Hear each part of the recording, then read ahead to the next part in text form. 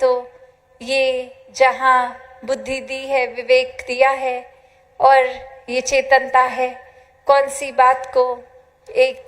कहना है, नहीं कहना, या कोई भी बात जो एक वाक्य ही परोपकारी बात है उसको तो फैलाएं, पर और अन्य किसी के बारे में कोई किसी को जहाँ नीचा दिखाने की बात है, किसी की बात को फिर वो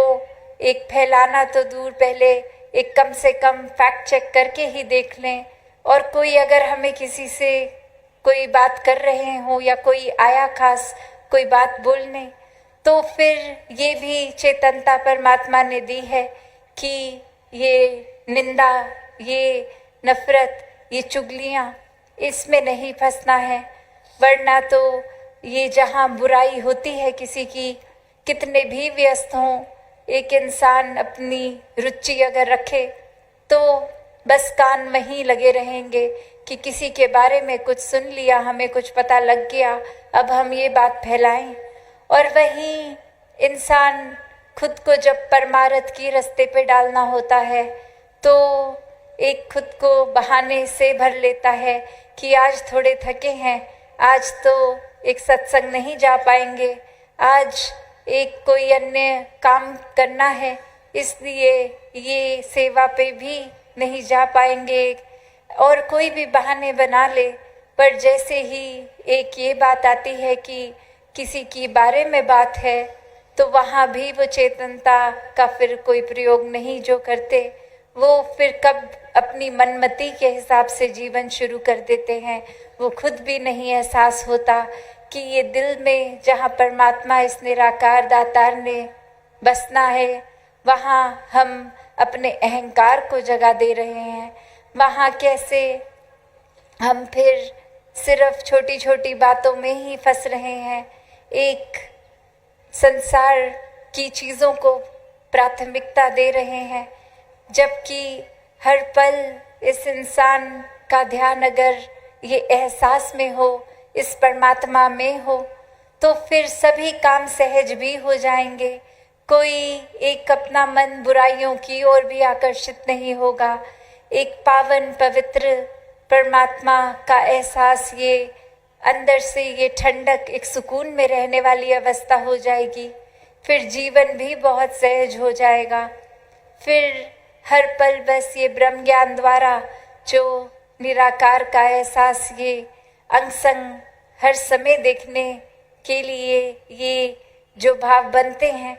तो फिर ये वहीं एक टिका रहता है ध्यान। फिर चाहे कितने भी प्रलोभन आ जाएं संसार में, ये डिस्ट्रैक्शंस के रूप हों, भक्त तो हमेशा वो एक डिस्ट्रैक्शंस के अंदर चाहे जीता उठता खाना बैठता बाकी इंसानों की ही तरह है। बस ये अपने फोकस, अपनी प्रायोरिटी की बात है कि फिर परेशानियों पे, एक छोटी छोटी चीज़ों पे, तंगदिलियों पे, एक छोटे नज़रिए में फंसना है, या ये असीम परमात्मा जिसका ना कोई स्टार्टिंग पॉइंट ना एंड पॉइंट है,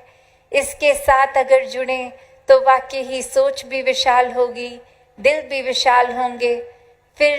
ये बुरे ख्याल दिल में आएंगे ही नहीं, क्योंकि ये परमात्मा ही दिल में है, तो और कोई बुराई फिर इस दिल में नहीं रह सकती। तो कैसे इस संसार में हर कोई जहाँ परमात्मा की भक्ति किसी भी रूप में कर रहे हैं, पर वाक्य में तो ये प्रेमा भक्ति की बात है कि पहले परमात्मा को देख के फिर ये जो प्यार होता है, लगन लगती है, फिर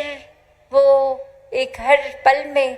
परमात्मा की कृपा ही दिखती है। हर पल में चाहे वो हमारे हिसाब से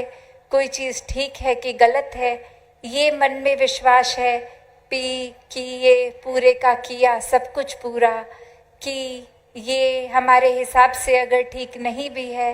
पर ये परमात्मा के अनुसार है तो बहुत ही ठीक है। तो बात वही कि कैसे संतों ने, चाहे कोई भी युग रहा हो, कोई भी एक सिचुएशन रही हो, प्राथमिकता परमात्मा निराकार को ही दी। फिर एक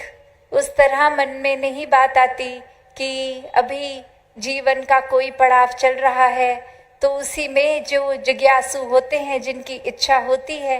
तो वो चाहे बाल अवस्था हो या बुजुर्गी या नौजवानी की, तो ध्यान यही रहता है कि ये जल्द से जल्द परमात्मा जीवन में आ जाए। ये एक भाव बनते हैं तो वाकई ही ये जीवन फिर उम्र का, ये आध्यात्मिकता भी उम्र की फिर मोहताज नहीं रहती। जहाँ छोटे से ध्रुव प्रहलाद भक्त का भी आज संसार नाम लेता है, वहीं फिर कोई भी और वजह नहीं बनती कि एक बाल अवस्था से नौजवानी की उम्र में जिनको एक ये जिज्ञासा है, या कईयों को बुजुर्गी में भी आती है, तो जब आए तब मुबारक, ये उस समय ही परमात्मा उसी पल मिल सकता है।